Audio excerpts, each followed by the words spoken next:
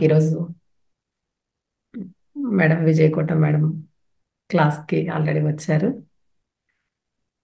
Madam క్లాస్కి స్వాగతం madam. Thank you madam. Madam ఇంతకు ముందు కూడా మన దాంట్లో పత్రిజీ ప్రబోధాలు క్లాసెస్ తీసుకున్నారు, ఒక 4 days అలా. మేడంది కరీంనగర్. మేడం స్టార్ట్ చేయండి మేడం. వీడియో బాగుందా మేడం? వీడియో బాగుంది మేడం. ఓకే, అందరికీ నమస్కారము. మనందరి గురువు మైత్రేయ బుద్ధుడు బ్రహ్మర్షి పితామహ పత్రిజీకి, మాతా స్వర్ణమాల పత్రిజీకి ప్రణామాలు. మరి చాలా హ్యాపీగా ఉంది మళ్ళీ ఈరోజు అందరినీ ఇలా కలుసుకుంటున్నందుకు. మరి సార్ మనకి ఎన్నో అద్భుతమైనటువంటి జ్ఞాన సందేశాలు ఇచ్చి ఉన్నారు. దాంట్లో ఒక ఇంటర్వ్యూ అన్నమాట. ఆనంద్ గారు మనందరికీ తెలిసి PMC one of the director, వారితో చేసినటువంటి ఇంటర్వ్యూలో రామాయణంలోని ఆ వివిధ పాత్రల యొక్క విశిష్టతను మనకు తెలియజేస్తారు. మనకి 5 fingers ద్వారానే సార్ ఎన్నో కాన్సెప్ట్లు చెప్పి ఉన్నారు. మరి దీంట్లో కూడా మళ్ళీ చేతి 5 వేళ్లకి ప్రతీకలుగా ఆ రామాయణంలోని పాత్రలను తీసుకొని ఎంతో చక్కటి విశ్లేషణ ఒక కొత్త కోణంలో ఇస్తారు. మనకు అసలు అలాంటి యాంగిల్ ఉంది అనేది కూడా తెలియదు. ఆ రకంగా ప్రతిదాన్ని కూడా మనకి తెలియని ఎన్నో అద్భుతమైన విషయాలను ఈరోజు మరి ఆ సందేశంలో సారిచ్చినటువంటి ఆ విశ్లేషణను మనం తెలుసుకుందాం ఫ్రెండ్స్. మరి ఈరోజు టాపిక్ వచ్చేసి రామాయణం ఆత్మాయణం. ఆత్మాయనం ఉంది మేడం, రామాయణం ప్లస్ ఆత్మాయనం. సో మరి రాముణ్ణి అందరము ఆత్మారాముడు అంటాము. అంటే రాముడు ఆత్మకి ప్రతీక అన్నమాట. ఆత్మా కృష్ణుడు అంటామా? అనము. ఆత్మా జీసస్ అనము, బుద్ధుడు అనము. కేవలము రాముడికి మాత్రమే ఆత్మారాముడు అని పిలుస్తాము. మనము తెలిసి తెలియక కొన్ని పదాలను అలా అలవోకగా వాడేస్తూ ఉన్నాము. కానీ వాటి వెనకాల ఎంతో విస్తారమైనటువంటి ఆ వారికి సంబంధించినటువంటి విశ్లేషణ సమాచారం ఉంటుంది. ఆ వర్డ్స్లోనే ఉంటుంది, ఆ పేర్లలోనే ఉంటుంది. అలాగా ఈరోజు మరి ప్రతి ఒక్క పేరుకు కూడా ఎంతో విశేషమైన అర్థాన్ని తెలియజేస్తారనమాట. మరి దీనిని ఆది కావ్యమైనటువంటి ఈ రామాయణాన్ని రచించిన వారు వాల్మీకి మహర్షి. మరి వాల్మీకి మహర్షి గురించి ముందుగా కొద్దిగా తెలుసుకుందామండి. అందరికీ తెలిసిన వారే మరి వాల్మీకి గారి యొక్క అసలు పేరు వచ్చేసి మరి తన ఒక బోయవాడుగా ఉంటాడు. తన పేరు తెలుసా మేడం మీకు? పేరు కరెక్ట్ గా గుర్తులేదు మేడం, కాకపోతే ఆ స్టోరీ తెలుసు.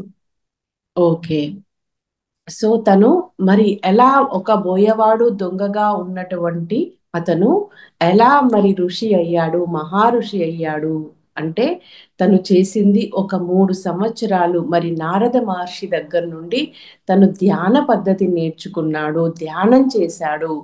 అంటే 3 సంవత్సరాల క్రితం వరకు అతని జీవితం ఏంటి? ఒక బోయవాడు, ఒక దొంగ. అలాంటి వాడు మరి ఒక ఋషి స్థాయికి ఎదిగాడు. ఎలా ఎదిగాడు? తను చేసిన సాధన వల్ల.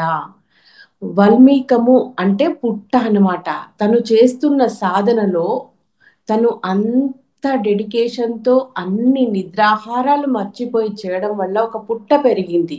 వల్మీకము అంటే పుట్ట. పుట్ట నుండి తను బయటికి వచ్చాడు కాబట్టి వాల్మీకి అని పేరు వచ్చిందనమాట. మరి దీనిని బట్టి వాల్మీకి మహర్షి యొక్క జీవితాన్ని బట్టి మనం ఏం తెలుసుకోవచ్చు? సాధన ద్వారా ఉన్న స్థితి నుండి ఉన్నత స్థితికి ఎదగవచ్చు ఎవరైనా సరే. సో దీనికోసం మనము భగవద్గీతలో శ్రీకృష్ణ పరమాత్మ కూడా మంచి ఒక శ్లోకం ద్వారా మనకి తెలియజేస్తారనమాట. అపిచేదసి పాపేభ్యః సర్వేభ్యః పాపకృత్తమహం సర్వం జ్ఞానప్లవేనైవ వృజనం సంతరిష్యసి. అంటే నువ్వు ఎంత పాపివైనా సరే, ఎంతో పాపాలు చేసిన వాడికంటే అధిక పాపివైనా సరే, నీవు ఒక జ్ఞాన వీచిక ద్వారా ఈ పాపము అనేటువంటి సముద్రాన్ని దాటడానికి ఈ తెప్ప లాంటిదే మరి ఆ జ్ఞానము, ఆ జ్ఞాన వీచిక. ఎప్పుడైతే మనము ఆ పడవ ఎక్కుతామో, ఏ పడవ? ఆ జ్ఞానము అనేటువంటి ఆ పడవను ఎక్కి ఆ తెడ్డును పట్టుకుంటే గనక పాపభూయిష్టమైనటువంటి ఈ మహాసముద్రం నుండి మనల్ని బయటికి తీసుకెళ్తుంది అది అని చెప్తారన్నమాట. మరి జ్ఞానము అనేటువంటి ఆ తెడ్డు మనకి దొరకాలి అంటే మళ్ళీ మనం ఎక్కడికి వస్తాము అంటే ఆవు కథలాగా ధ్యానం దగ్గరికి రావాల్సిందే. ధ్యానం వల్లనే మనకి జ్ఞానం లభిస్తుంది. ఎప్పుడైతే మరి ఆ జ్ఞానం అనేది ఎంత గొప్పది అంటే ధ్యానము, ఒక ధ్యానం వల్ల మన యొక్క ఆ జన్మ జన్మల పాపకర్మలు ఎన్ని చేసి ఉన్నా సరే అవన్నీ కూడా దానిలో దగ్ధమైపోతాయి అని చెప్తారన్నమాట. మరి అందుకే ఈ ధ్యానం అనే దాన్ని ఇప్పుడు ఈ భూమండలము ఇప్పటివరకు కర్మభూమి, అంటే గత జన్మల్లో మనం చేసిన కర్మల యొక్క ఫలితంగా ఈ జన్మ మనకు వచ్చింది. కానీ ఇప్పుడు రాబోయే రోజుల్లో ఈ భూమి నిష్కామ కర్మ స్థితిలో ఉన్న వారితో కూడి ఉంటుందన్నమాట. ధర్మ భూమిగా మారబోతుంది. మరి ధర్మ భూమిగా మారాలి అంటే ధర్మంతో కూడుకొని ఉండాలి మనుషుల యొక్క జీవన విధానము. రాముణ్ణి, రామరాజ్యాన్ని ధర్మరాజ్యంగా చెప్పుకుంటారు అందరూ. మరి ధర్మం కావాలి అంటారు, భూమి మీద రామరాజ్యం రావాలి అంటుంటారు. మరి రామరాజ్యం రావాలి అంటే ఊరికే వస్తుందా అండి? మనకి భోజనం కావాలి అంటే సరుకులు తెచ్చుకోవాలి, కూరగాయలు తెచ్చుకోవాలి, వండుకోవాలి, భోజనం చేయాలి. అప్పుడు మరి రామరాజ్యం రావాలి అంటే భూమి మీద ధర్మంలో జీవించాలి ప్రతి ఒక్కరూ. మరి ధర్మంలో జీవించాలి అంటే ధర్మం ఏంటో తెలియాలి. మరి ఒక మహావాక్యంలో మనం ఈ ధర్మం గురించి తెలుసుకోవచ్చు. యతోభ్యుదయ నిశ్రేయస్య సిద్ధి సధర్మ. ఇది వేదాల్లో ఉన్నటువంటి ఒక గొప్ప వాక్యము. అంటే ఏదయ్యా ధర్మము అంటే ఇహంలో మనకి ప్రగతిని ఇస్తుంది, అలాగే పరంలో మనకి పురోగతిని ఇస్తుంది. ఇహము పరము రెండింటిలో కూడా మనకి అభ్యుదయాన్ని కలిగించేదే ధర్మము. మరి ధర్మము అంటే మనము చెయ్యవలసిన పని, చెయ్యవలసింది చెయ్యడము, చెయ్యకూడనివి చెయ్యకుండా ఉండడము. మనం ఏం చేస్తున్నాము? కొన్ని చేయవలసినవి ఏంటో తెలుసుకుంటున్నాము, చేసుకుంటూ వెళ్తున్నాము. కానీ చెయ్యకూడని దగ్గర చెయ్యకూడనివి చెయ్యకుండా కూడా ఉండాలి. అట్లాగే చెయ్యకూడని తెలుసుకొని చేయకుండా ఉంటున్నాము. కానీ చెయ్యవలసిన దగ్గర ఒక ఒక దగ్గర ఒక అధర్మం జరుగుతుంది, ఒకరు పాపం చేస్తున్నారు. అక్కడ మనం ఏం చేయాలి? మన ధర్మం ఏంటి? వాళ్ళకి జ్ఞానం ఇవ్వాలి. మనకు తెలిసిన వాళ్ళు ఏం చేస్తున్నారు? ఏదో మొక్కుబడి అని చెప్పి పేరు చెప్పి ఒక జంతు బలి ఇవ్వబోతున్నారు. అక్కడ మనం చూస్తూ ఊరుకుంటామా? ఊరుకోము. ఇప్పుడు భూమి మీద ఆ జంతువులను బలి ఇవ్వడం అనేటువంటి ఒక అది ఆచారము, అది దురాచారము. ఎందుకంటే ఏ దేవత వేరే జీవిని బలియమని కోరదు. ఎందుకంటే దేవత అంటేనే అందరికీ సమానము. అన్ని ఈ సృష్టి అంతా కూడా సమస్త జీవులు కూడా తన సంతానము అలాగా భావించేదే దేవత. మరి తను సృష్టించిన ఆ సృష్టిని తను హింసించి తనకు ఆహారంగా కోరుకుంటుందా? ఇది ఎలాంటి ఆచారము అని చెప్పి అక్కడ ఆ చీకటి శక్తులు లేవు ఇప్పుడు భూమి మీద. భూమంతా కూడా ఆ దివ్యత్వంతో నిండిపోయింది. ఇప్పుడు దేనికి వేటికి భయపడాల్సిన అవసరం లేదు. అదంతా కూడా నెగటివ్ ఫోర్స్ వల్ల క్రియేట్ చేయబడినటువంటి కొన్ని ఆ మూఢ నమ్మకాలు, ఆచారాలు, వాటి నుండి బయటికి రావాలి. అక్కడ మనకి తెలిసింది మనం చెప్పడం మన ధర్మం. అక్కడి వరకే. ఇంకా వాళ్ళు దాన్ని ఎంతవరకు ఫాలో అవుతారు అనేది వాళ్ళ చాయిస్. కానీ ఇది మన ధర్మము. సో మరి రామాయణం ఆత్మాయణం అనేటువంటి సందేశంలో ఫస్ట్ మనకి వచ్చేటువంటి పాత్ర దశరథుడు. దశరథుడు మరి అయోధ్యకి రాజు. ఆ యోధ్య అంటే యోధ్య అంటే యుద్ధము ద్వారా జయింపలేనిది అయోధ్య. యుద్ధము ద్వారా జయింపలేనిది ఏంటి అంటే శరీరము. అందుకని మరి యుద్ధము చేసినా కూడా జయింపలేనటువంటిది ఈ శరీరము, ఆ యోధ్య అని అక్కడ అయోధ్యకి పేరు వచ్చిందనమాట. మరి దశరథుడు, దశ అంటే 10, రథుడు అంటే రథములు కలవాడు.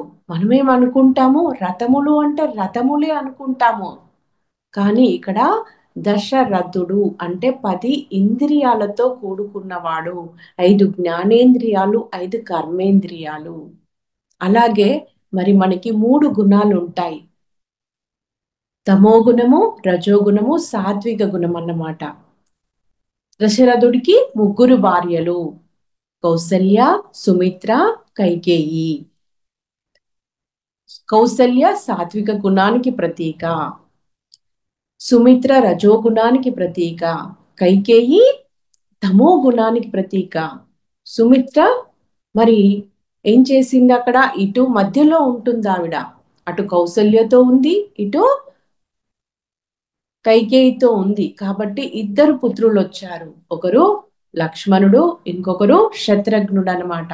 లక్ష్మణుడేమో మరికి రామునికి తోడుగా ఉంటాడు, శత్రుఘ్నుడు కైక మాత పుత్రుడైనటువంటి భరతునికి తోడుగా ఉంటాడు. కైకి ఏం కోరుకుంది, తమో గుణంలో ఉన్న వాళ్ళు ఎలా ఉంటారంటే స్వార్థంగా ఉంటారు. ఇంకా దానివల్ల ఎదుటి వాళ్ళకి కష్టం నష్టం కలిగిన వాళ్ళకి అవసరం లేదు. నా కొడుకే రాజ్యం చేయాలి, నా కొడుకే రాజు కావాలి అని కోరుకుంది.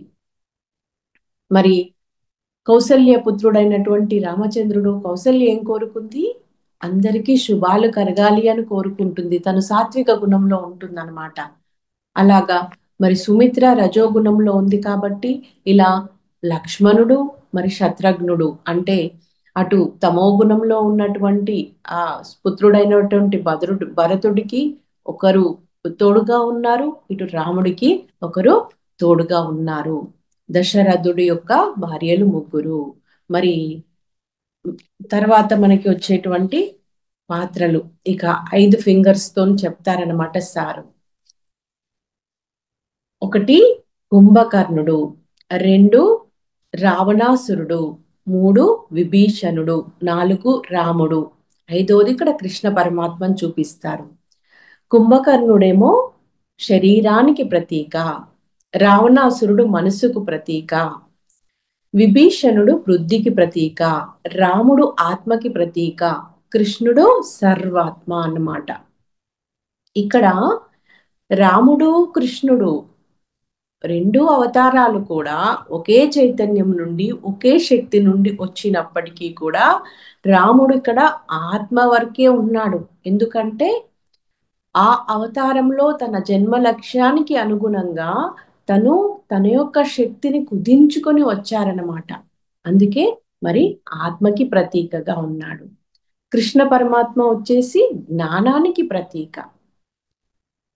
తను జ్ఞానావతారము, ధర్మావతారము రామచంద్ర ప్రభువు, జ్ఞానావతారము కృష్ణ పరమాత్మ. మరి మన గురువు గారైన పత్రిజీ ధ్యానము అంటే ధ్యానావతారము బుద్ధుడు, బుద్ధ భగవానుడు. ధ్యానం ఉంది, జ్ఞానం ఉంది, ధర్మం ఉంది, అన్నింటినీ కలగలుపుకొని వచ్చారు. అంత గొప్పవారు. మరి వారికి మనం ఏం పేరు పెడదాము, ఒక మహాశక్తి. ఈ భూమి మీద సత్యయుగ స్థాపన కోసం వచ్చినటువంటి మహానుభావుడు అన్నమాట. అందుకే అందరిలో ఉన్నటువంటి ఆ దివ్యత్వ గుణాలు, లక్షణాలు, ఆ శక్తి సామర్థ్యాలు అన్నింటినీ కలగలుపుకొని వచ్చారు. కానీ మనల్ని మళ్ళీ అక్కడ ఎలాగైతే దేవుడు అని చెప్పి గుళ్ళోకి వెళ్ళి పూజలు చేస్తూ దండాలు పెడుతూ వాళ్ళ మీద డిపెండ్ అవుతాం కదా, అలాగా ఇక్కడ మళ్ళీ గురువు గారి మీద డిపెండ్ కాకుండా ఉండడాని కోసము మరి ఏం చేశారు, నీ శ్వాసే నీ గురువు, నీ శ్వాసను పట్టుకో, అని చెప్పి మనల్ని ఎప్పుడు కూడా డిటాచ్డ్గా ఉంచుతూ వచ్చారు. ఇండిపెండెన్స్ గా మనల్ని ఉండేలా తీర్చిదిద్దారు. మన శక్తిని మనకి తెలియజేశారు. అప్పో దీపో భవ, మనల్ని మనం ఉద్ధరించుకోవాలి, మన ఆత్మజ్యోతిని మనం వెలిగించుకోవాలి అంటూ ఎప్పుడు కూడా మనల్ని మోటివేట్ చేస్తూ వచ్చారన్నమాట. సో మరి ఇక్కడ శరీరానికి ప్రతీక అయినటువంటి కుంభకర్ణుడు 6 నెలలు తింటాడు, 6 నెలలు పడుకుంటాడు. ఇక రావణాసురుడు తను గొప్ప ధ్యాని, ఎంతో తపస్సు చేశాడు, ఎన్నో వరాలు పొందాడు. అంటే ధ్యానం ఉంది అక్కడ, ఆత్మ జ్ఞానము కూడా ఉంది. కానీ రావణాసురుడిలో ఏం లోపించింది అంటే ధర్మం లోపించింది. చెయ్యకూడనివి చేశాడు, తినకూడనివి తిన్నాడు, ఉండకూడని విధంగా ఉన్నాడు. అందుకే మరి మళ్ళీ అధోగతి పాలయ్యాడు. కొన్ని పాత్రల నుండి మనం ఏం చేయాలో నేర్చుకోవచ్చు, కొన్ని పాత్రల నుండి మనం ఏం చెయ్యకూడదో నేర్చుకోవచ్చు. రావణాసురుడి పాత్ర నుండి మనము ఏం నేర్చుకోవాలి? అహంకారం అనేది ఉండకూడదు. మనం ఎంత సాధన చేసినా, ఎంత జ్ఞానాన్ని శక్తిని సముపార్జించుకున్నా, మనం ఎంతో సేవ చేస్తున్నాం కావచ్చు, అయినా కూడా ఎప్పుడూ కూడా నిరహంకార స్థితిలో జీవించాలి. మనకి రావణాసురుడి స్టోరీ చాలా మందికి తెలిసే ఉంటుంది. ఏంటంటే వైకుంఠంలో నారాయణుడికి 2 ద్వారపాలకులు ఉంటారు, జయ విజయుడు అనమాట. వారు బ్రహ్మ మానస పుత్రులైనటువంటి సనక సనందనాథులచే శపించబడతారు ఒకసారి జయ విజయులు. ఆ శాపం వల్ల వాళ్ళు 6 జన్మలో శ్రీ మహావిష్ణువుకి మిత్రుడుగా జన్మించాలి, లేదు 3 జన్మలు శత్రువుగా జన్మలు తీసుకోవాలి. మరి దాంట్లో ఒకానొక జన్మ హిరణ్యకశిపుడు అనమాట. తర్వాత జన్మ రావణాసురుడు, మళ్ళీ రావణాసురుడే హిట్లర్ గా జన్మించాడు. మనకి తెలియదు దానికంటే ముందు హిట్లరు రావణాసురుడు అనేసి. మరి రావణాసురుడే హిట్లర్ గా జన్మ తీసుకున్న తర్వాత హిట్లర్ శాకాహారి అండి, వెజిటేరియన్ హిట్లర్. అతను వ్యక్తిపరంగా మళ్ళీ ఇక్కడ కూడా దురాలోచనలు చేస్తూ చెడు పనులు చేశాడు, కానీ శాకాహారి. అంటే ఇక్కడ కాస్త డెవలప్మెంట్ ఉంది. అక్కడ తిన్న ఆహారాన్ని ఇక్కడ తీసుకోలేదు. ఆ రాక్షసుడి స్థితి నుండి కాస్త మెరుగైన స్థితిలోకి వచ్చాడు. కానీ పూర్వజన్మ సంస్కారాలు ఉంటాయి కదా, అక్కడ చేసిన దురాగతాలు, దానివల్ల మళ్ళీ ఇక్కడ మరి మనుషుల మీద బాంబులు వేస్తూ అలా విధ్వంసాన్ని సృష్టించి మళ్ళీ ఆ ప్రపంచ యుద్ధానికి కారకుడయ్యాడు. ఇక అయిపోయింది, ఆయన పాత్ర ఎండ్ అయిపోయింది అనమాట అక్కడ. మరి విభీషణుడు వచ్చేసి బుద్ధికి ప్రతీక. అతడు రాక్షసులు జాతిలో జన్మ తీసుకున్నప్పటికీ అతడు బుద్ధిమంతుడు కాబట్టి అతడు ఏం చేశాడు? అధర్మంలో ఉన్నటువంటి ఆ రావణాసురుడికి దూరం అయిపోయి రాముడికి దగ్గరయ్యాడు. అంటే ధర్మానికి దగ్గరైపోయాడు అతడు తన బుద్ధిని ఉపయోగించి. అందుకే బుద్ధి జ్ఞానం రెండూ కావాలి మనిషికి, ఏ ఒక్కటున్నా సరిపోదన్నమాట. ఇహంలో బుద్ధి, పరంలో జ్ఞానం ఉపయోగపడుతుంది మనకి.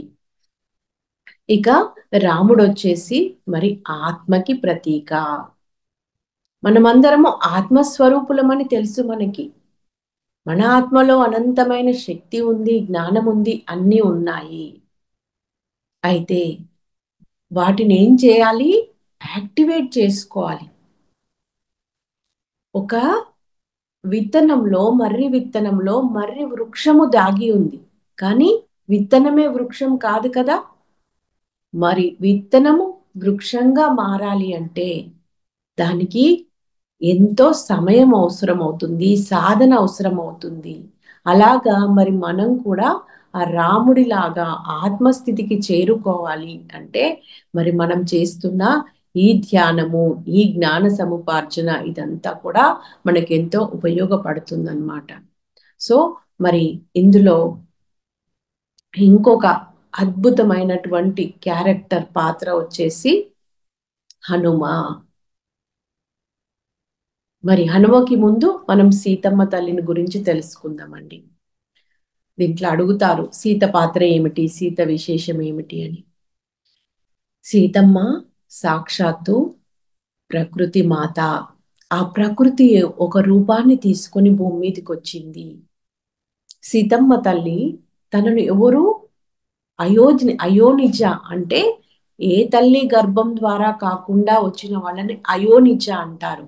ఆ అయోనిజ అయినప్పటికీ తన అవతరణ ఎలా జరిగింది అంటే, తను కాంతి రూపంలో ఉన్నటువంటి, ప్రకృతి రూపంలో, చైతన్య రూపంలో ఉన్నటువంటి తనను తానే అలా ఒక రూపానికి తీసుకొచ్చుకొని ఒక పెట్టెలో పెట్టుకొని తర్వాత భూమి మీదకి వచ్చారంట.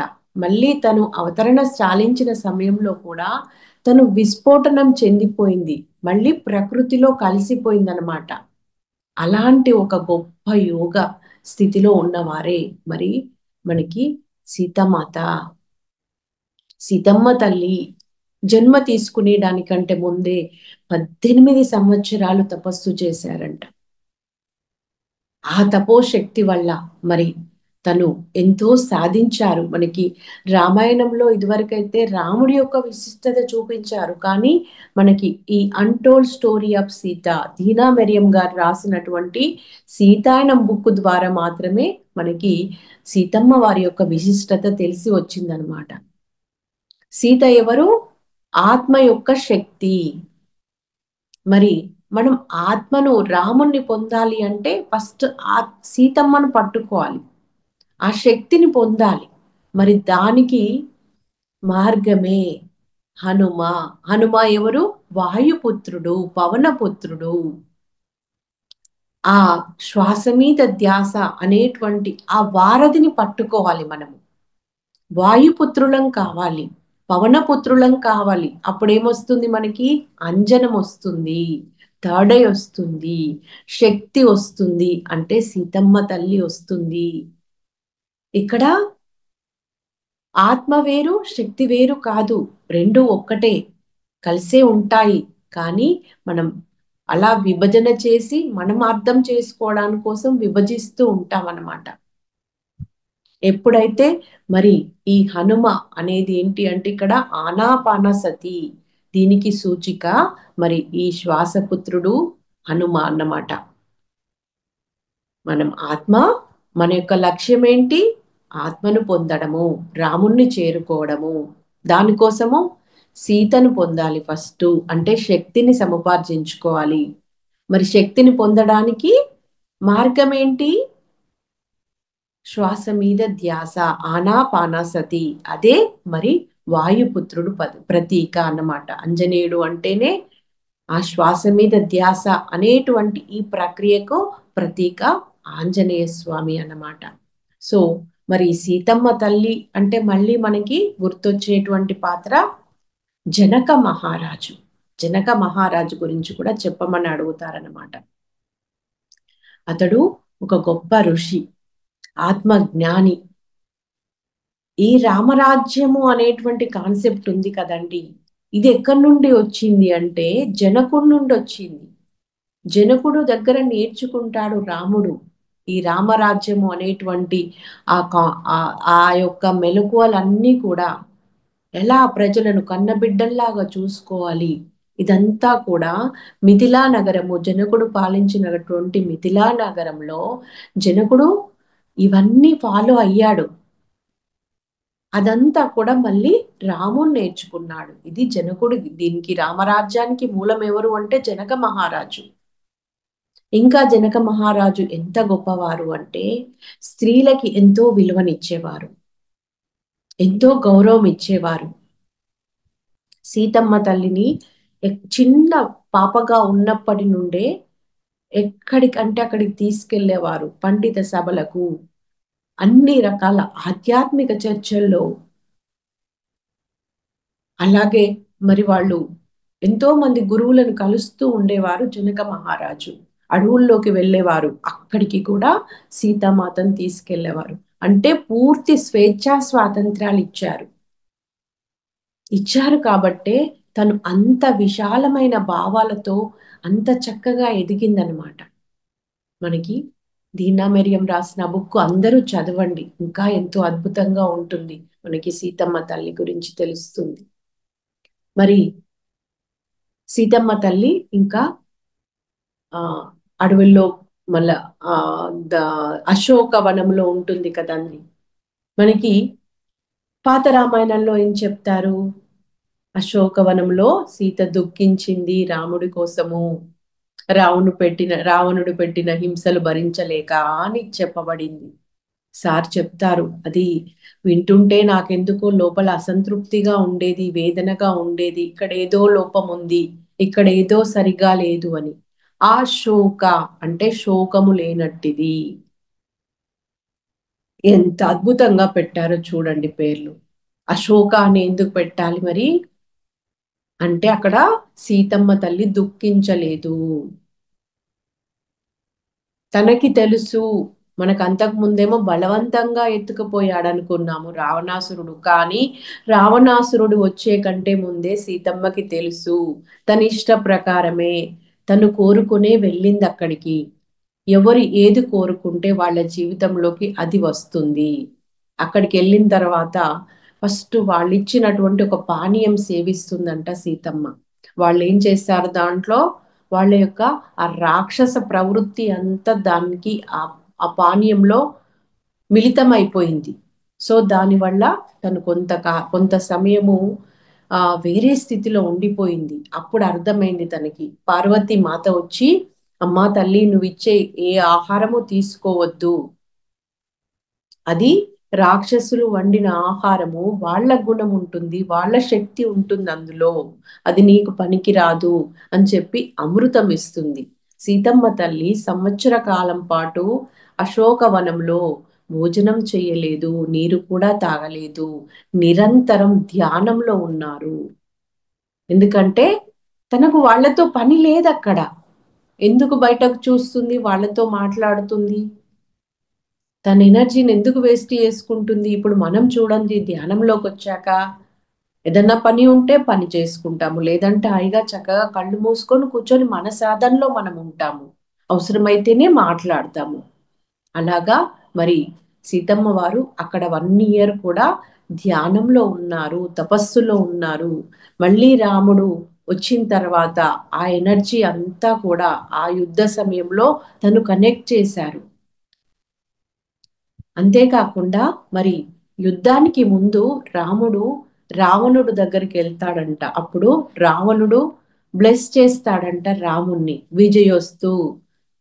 అంటే రావణుడికి తెలుసు యుద్ధం వల్ల తనకి మరణం తప్పదు అని. కానీ అతను అదే కోరుకున్నాడు, యుద్ధాన్ని ఇష్టపడ్డాడు, యుద్ధాన్ని కోరుకున్నాడు. తన భార్య అయిన మండోదరి చెప్తుందంట, నేనున్నాను ఇక్కడ, నీకు కావాల్సింది స్త్రీలే కదా, నేనున్నాను నీకోసం, ఇక్కడ ఎంతో మంది స్త్రీలం ఉన్నాము, ఆ సీతను ఎందుకు నువ్వు బాధ పెడుతున్నావు, తనను పంపించేసే రాముడి దగ్గరికి అని చెప్తుందంట. ఆయనే, నాకంతా తెలుసు, నువ్వేం నాకు చెప్పక్కర్లేదు అని చెప్పి. కొందరు ఏంటంటే మొండిగా ఉంటారనమాట, తెలిసి తప్పులు చేస్తూ ఉంటారు. మరి తెలిసి చేశాడనమాట రావణాసురుడు అదంతా కూడా. మళ్ళా మరి మళ్ళీ ఇంకా కొన్ని పాత్రల గురించి కూడా మళ్ళీ అడుగుతుంటాడు ఆనంద్ గారు పత్రిజిని ఇందులో ఇంటర్వ్యూలో. మనం ఏం చేస్తాము, సమ్మర్ హాలిడేస్ రాగానే పిల్లల్ని క్యాంప్స్ పంపిస్తూ ఉంటాము, సమ్మర్ క్యాంప్స్ కదా. అలాగా మరి రాముడు వాళ్ళని కూడా వాళ్ళ చిన్నతనంలో దశరథ మహారాజు కొంతకాలము అన్ని ఆశ్రమాల్లోకి వెళ్ళిరండి అని చెప్పి, మరి వాళ్ళు అంత చక్కగా బుద్ధిమంతులు, జ్ఞానవంతులు, అంత క్రమశిక్షణతో, నైతిక విలువలతో కూడి ఎలా జీవించారు అంటే, అప్పుడు అక్కడ ఉన్నటువంటి ఆ గురుకులాలు అక్కడ అవన్నీ నేర్పించేవాళ్ళు. ఇంట్లో ఎలా ఉండాలి, బయట ఎలా ఉండాలి, ఎవరితో ఎలా ఉండాలి, ఏ రకమైన ఆహారం ఉండాలి, అలవాట్ల ఇవన్నీ కూడా గురుకులాల్లో బోధించేవారు పిల్లలకి. అందుకే వాళ్ళు అంత చక్కగా మరి డిసిప్లిన్ గా ఉన్నారు. తండ్రి మాట జవదాటలేదు రాముడు. రాముడి లక్ష్యం ఏంటి జీవితంలో? తండ్రి మాట జవదాటకుండా రామరాజ్యము ధర్మ పాలన చేయడానికి ధర్మ ప్రభువుగా అవతరించారనమాట. మరి అప్పుడు అన్ని ఆశ్రమాలు తిరుగుతూ ఉన్నప్పుడు తిరిగి వచ్చిన తర్వాత తనకి కాస్త వశిష్ఠ మహర్షి ఆశ్రమంకి వెళ్ళినప్పుడు అక్కడ ధ్యానం చేస్తాడంట. అది బాగా నచ్చింది ఆయనకు. తర్వాత ఇంటికి వచ్చిన తర్వాత కూడా అతడు రూమ్లో కూర్చొని ఎప్పుడూ నిరంతరం ధ్యాన సాధనలో ఉన్నారంట. వైరాగ్యంలోకి వెళ్ళిపోయారు. అప్పుడు వీళ్ళు రాజు కదా, అలా ఉండడాన్ని ఇష్టపడరు కదా. దశరథుడికి బాధ పట్టుకుంది, భయం వేసింది. ఇదేంటి నా కొడుకు ఏదో పోయి నేర్చుకొని వస్తాడు అనుకుంటే ఇలా వైరాగ్యంలోకి వెళ్ళిపోయాడు అని చెప్పి బాధపడి, అప్పుడు విశ్వామిత్రుడు వచ్చినప్పుడు విశ్వామిత్రుడిని నా కొడుకుతో కొంచెం జ్ఞానం ఇయ్యండి అని చెప్పి కోరుకుంటారంట. విశ్వామిత్రుడు రాముడి దగ్గరికి వెళ్ళి, నాయనా ఏంటిది, ఎందుకు ఇలా చేస్తున్నావు అంటే, నాకు మీలాగే జీవించాలని ఉంది అంటే, అప్పుడు విశ్వామిత్రుడు చెప్తాడంట, మా జీవితాన్ని మేము ఇలా డిజైన్ చేసుకొని వచ్చాము. మా జన్మ ప్రణాళిక ఇది, కానీ నీ జన్మ ప్రణాళిక అది కాదు. నువ్వు ఒక రాజుగా వచ్చావు, నువ్వు రాజ్యం చెయ్యాలి. నువ్వు మాలాగా సన్యాసిలాగానో లేదో ఒక ఋషిలాగానో బ్రతకడానికి నీకు కుదరదు. నువ్వు ఒక మహారాజుగా జీవించాలి, నీ ధర్మాన్ని నువ్వు పాలించు అని చెప్తాడంట. చెప్పి మళ్ళీ వశిష్ఠ మహర్షి దగ్గరికి పంపిమని దశరథ మహారాజుకి సలహా ఇచ్చి వెళ్ళిపోతాడు. అప్పుడు వశిష్ఠ మహర్షి దగ్గరికి తీసుకెళ్తారు రాముణ్ణి. అప్పుడు ఒక 10 రోజులు వశిష్ఠ మహర్షికి మరియు రాముడికి ఇద్దరికి మధ్య సంవాదం జరుగుతుందంట. దానినే మరి యోగ వాసిష్టము అనేటువంటి పేరుతో వచ్చింది. అది ఎంతో సముద్రాల లక్ష్మణయ్య గారు రాసినటువంటి ఆ బుక్ అందరూ చదవాలి అని చెప్తారు. 30,000 శ్లోకాలతో కూడుకున్నటువంటిది యోగ వాసిష్టము. మీరందరూ తప్పకుండా చదవండి. ప్రతి పిరమిడ్ మాస్టరు తప్పక చదవాల్సిన గొప్ప పుస్తకము యోగ వాసిష్టము అని చెప్తారనమాట. దాని నుండి కొన్ని శ్లోకాలు తీసుకొని పత్రిజీ కూడా ఒక చిన్న బుక్గా చేశారంట.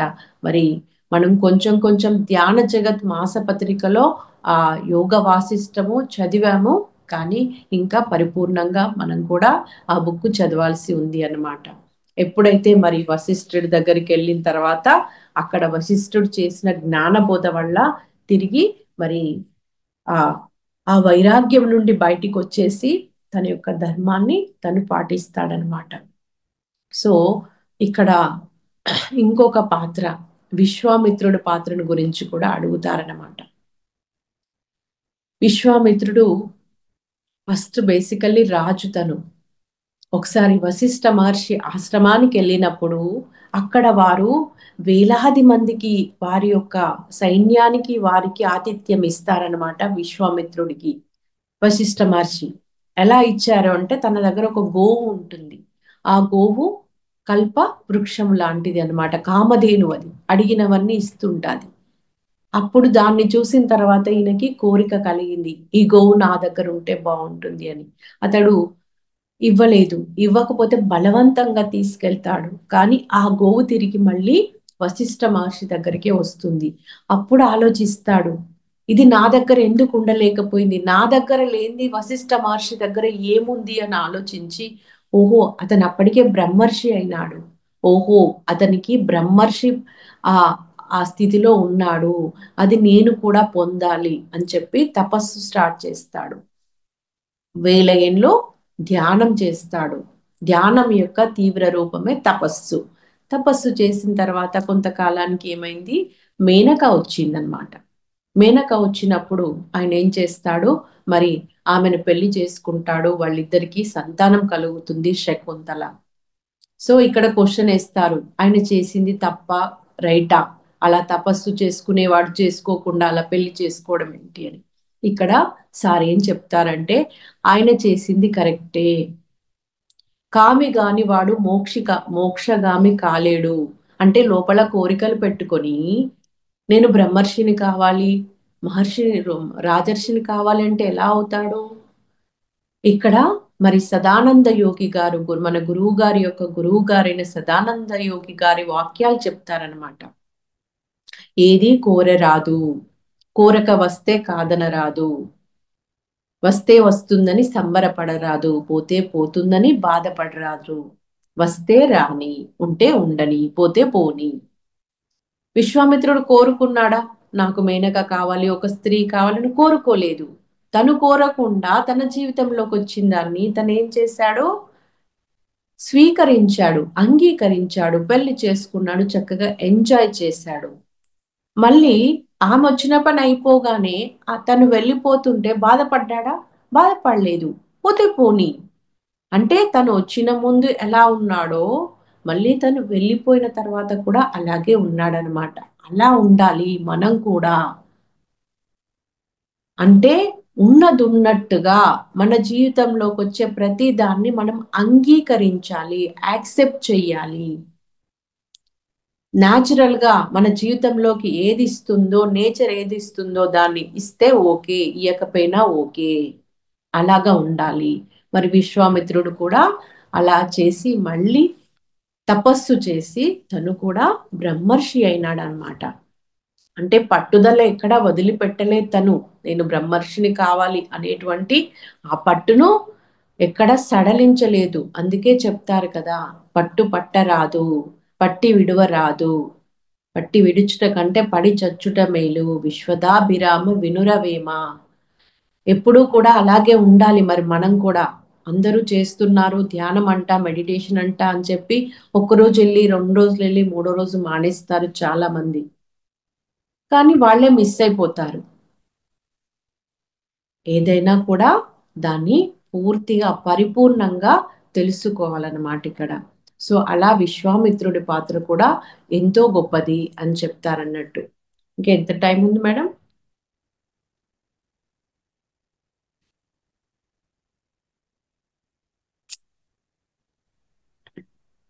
ఒక 13 మినిట్స్ చెప్పొచ్చు మేడం, 6:30 వరకు చెప్పొచ్చు. Okay, thank you. సో మరి రామాయణము అనేది మనకి ఈ భారతదేశానికి పట్టుగొమ్మ అని చెప్తారు. రామాయణం కానీ, మహాభారతం కానీ, మరి పురాణాలు కానీ, వేదాలు కానీ అన్నీ మనకి నేర్పించడానికి ఉన్నాయి. ఇప్పుడు రామాయణంలో చాలా మంది క్వశ్చన్లు, అసలు వాళ్ళు ఏ సాధన చెయ్యరు, అదంతా నిజం కాదు, అదంతా ఉట్టిదే, అదంతా కల్పన అని ఇలా తీసేస్తూ ఉంటారు. అది నిజంగా జరిగిందా, జరగలేదా మనకి అనవసరము. జరిగితే మంచిది, జరగకపోయినా మంచిదే, జరిగితే మరీ మంచిది. అక్కడి నుండి మనం పాఠాలు నేర్చుకోవడానికి, జ్ఞానం నేర్చుకోవడానికి మాత్రమే అవన్నీ ఉన్నాయి. ఇది మనం గుర్తుపెట్టుకోవాలి. మరి అట్లాగే ఒక వ్యక్తి ఉన్నారు, వాళ్ళు మనకి పరిచయము. వాళ్ళ లోపల ఏదో లోపాలు ఉంటాయి, ఏదో గుణదోషాలు ఉంటాయి, ఏవో ఉంటాయి. తర్వాత వాళ్ళు ఎలాగా సాధన చేసి మళ్ళీ వాళ్ళు కూడా ఒక మంచి స్థితికి వచ్చారు. వాళ్ళ లోపల పరివర్తన వచ్చింది. కానీ మనం ఏం చేస్తాము, వాళ్ళు కనిపించగానే వాళ్ళ పాత క్యారెక్టర్తో వాళ్ళని చూస్తూ ఉంటాం. అది చెయ్యకూడదు. యోగి వేమన ఎలా యోగి అయ్యారు? యోగి కాకో ముందు అతని జీవితం ఎలా ఉండింది? మనమంతా పిరమిడ్ మాస్టర్లను సార్ దగ్గరికి వెళ్ళినప్పుడు సార్కి తెలుసు ఒక్కొక్కరిలో ఎన్ని లోపాలు ఉన్నాయి, ఎన్ని గుణదోషాలు ఉన్నాయి, వాళ్ళు ఎలాంటి స్థితిలో ఉన్నారు. కానీ మనల్ని ఎందుకు దగ్గరికి తీశారు అంటే, మనం ఉన్న స్థితి నుండి ఉన్నత స్థితికి వెళ్తామని సార్కి తెలుసు. మరి అలా దగ్గరికి తీస్తేనే కదా మనం ఇప్పుడు ఇలా ఉన్నాము. అందుకే మనం ఏం చేయాలి, ప్రతి ఒక్కరిని కూడా సరి అయిన దృష్టితో చూడాలి, సమానంగా చూడాలి.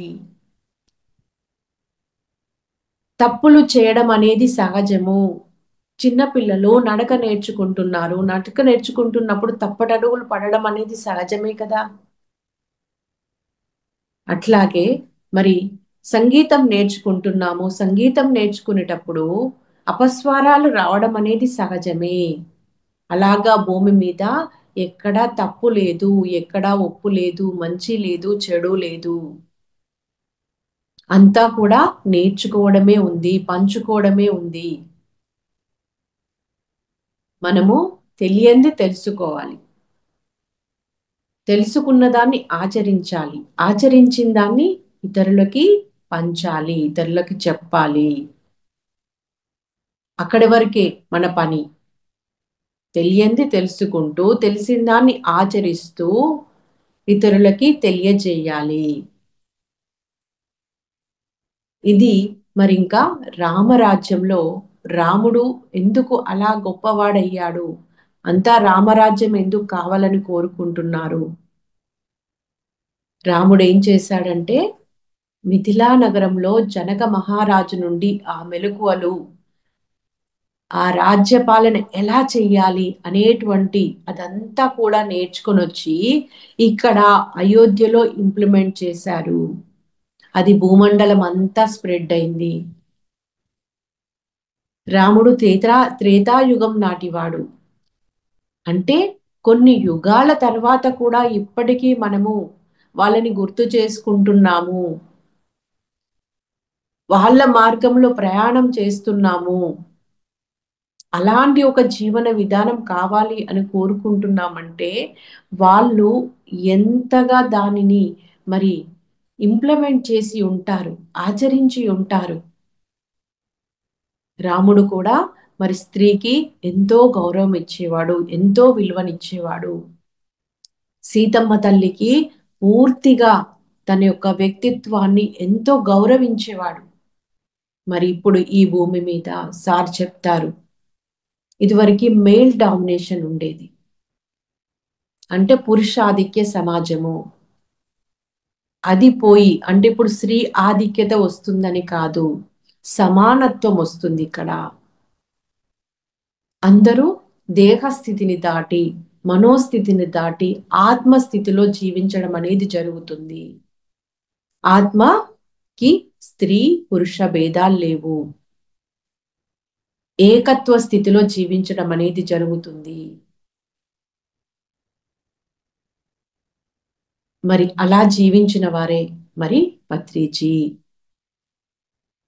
ఏకత్వము అంటే అక్కడ ఉన్నది నేనే, ఇక్కడ ఉన్నది నేనే, అంతటా ఉన్నది నేనే. బ్రహ్మర్షి అంటే కూడా ఇక్కడ అర్థం చెప్తారనమాట సారు. ఎవరైతే బ్రహ్మ జ్ఞానాన్ని పొంది ఉంటారో వాళ్ళు బ్రహ్మర్షి. బ్రహ్మ జ్ఞానం అంటే ఏంటి? మళ్ళీ నేనే, అంతటా ఉన్నది నేనే.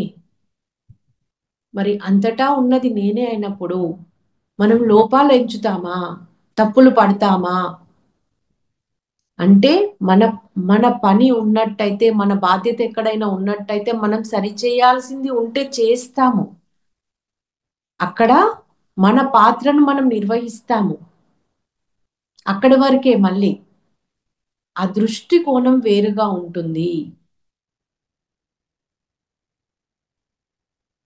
మరి అలాంటి ఒక రామరాజ్యము, ఆ ధర్మ భూమి మీద రావాలి అంటే అందరూ కూడా హింస మార్గం నుండి బయటికి రావాలి. మనం భుజించే ఆహారము ఏ విధంగా ఉండాలి? సాత్వికమైనదిగా ఉండాలి. ఇది ప్రతి ఒక్కరు కూడా మరి ఎవరికి వాళ్ళు తెలుసుకోవాల్సింది. మనం తినే ఆహారమే మన మనసుకు కూడా శక్తిగా మారుతుందన్నమాట. మరి అక్కడ సీతమ్మ తల్లి ఆ జీవితంలో కూడా మనం చూసాము, వాళ్ళు ఇచ్చినటువంటి పానీయము తనకు కొంత సమయం వరకు, అంటే తను ఒక గొప్ప యోగిని, జ్ఞాని, ఎంతో శక్తి కలది, అలాంటి ఆమెని ఒకలాంటి స్థితిలో ఉంచిందంట. మరి అందుకే మనం ఏం చేస్తాము? ఆహారం విషయంలో ఎంతో శ్రద్ధగా ఉంటాము. నియమంగా కూడా ఉండాలి, తప్పదు. గార్లిక్ కూడా అవాయిడ్ చేయాలి, మరి వెజిటేరియన్ అయినా కూడా. చాలా మంది ఇళ్లలో వాడట్లేదు, కానీ ఫంక్షన్స్కి, పార్టీలకి వెళ్ళినప్పుడు తినేస్తూ ఉన్నారు. అక్కడ ఇంకా ఏదో ఉంటుంది కదా మనం తినాల్సింది. కర్డ్ రైస్ ఉంటుంది, స్వీట్స్ ఉంటాయి. ఇంతే కదా అనుకుంటే మరి దాని పని అది చూపిస్తుంది, దాని ప్రభావము ఉంటుందన్నమాట. సో మరి ఈ రామాయణము ఆత్మాయనము అనే దాంట్లో మరి ఎన్ని పాత్రలు ఉన్నాయో, ప్రతి ఒక్క పాత్రకి ఆ పేరులో ఏముంది అనుకుంటాము, కానీ ఆ పేర్లు కూడా వాళ్ళ యొక్క ఆ పాత్రని ప్రతిబింబింపజేస్తుందన్నమాట. ఇక్కడ దశరథుడు కానీ, మరి దశరథుడు పాత్ర నుండి మనం ఏం తెలుసుకోవాలి? దశరథుడు మోహంలో ఉండిపోయాడు. తను ఏం చేస్తాడంటే ఒకసారి వేటకెళ్తాడనమాట. వేటకెళ్ళినప్పుడు ఆ ఒక పక్షి అరుపులాగా, ఒక జంతువు అరుపులాగా వినిపించి అతడు బాణం వేస్తాడు. ఆ బాణం వెళ్ళి ఏం చేస్తుందంటే ఒక ఆ ఆ, ఒక అబ్బాయికి తగులుతుంది. ఆయన వెంటనే చనిపోతాడు. అతడికి శ్రవణ కుమారుడు అంటారు. ఇద్దరు తల్లి తండ్రి ఇద్దరు కూడా గ్రుడ్డి వాళ్ళనమాట. వాళ్ళకి ఇంకా వేరే ఆధారం లేదు, ఈ కొడుకే చూసుకోవాలి.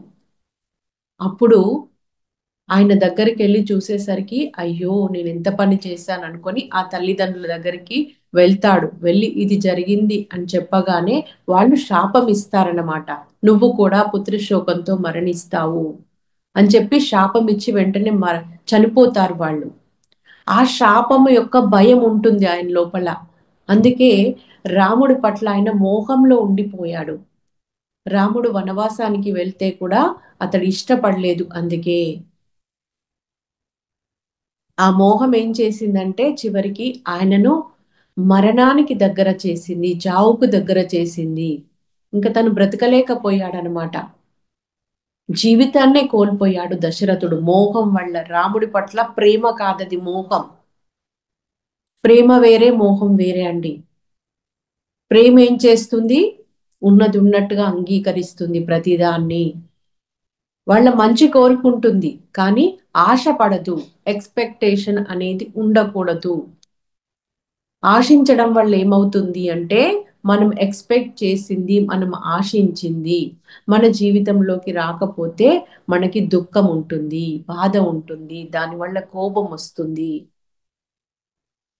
అందుకని ఎప్పుడు దేని గురించి ఎక్స్పెక్టేషన్స్ పెట్టుకోకూడదు, ఆశలు పెట్టుకోకూడదు. చేయవలసింది చేసుకుంటూ పోవాలి. చేయవలసింది చేసినప్పుడు రావలసింది వస్తుందన్నమాట. మరి మళ్ళీ ఒక్కసారి రిమైండ్ చేసుకుందాము.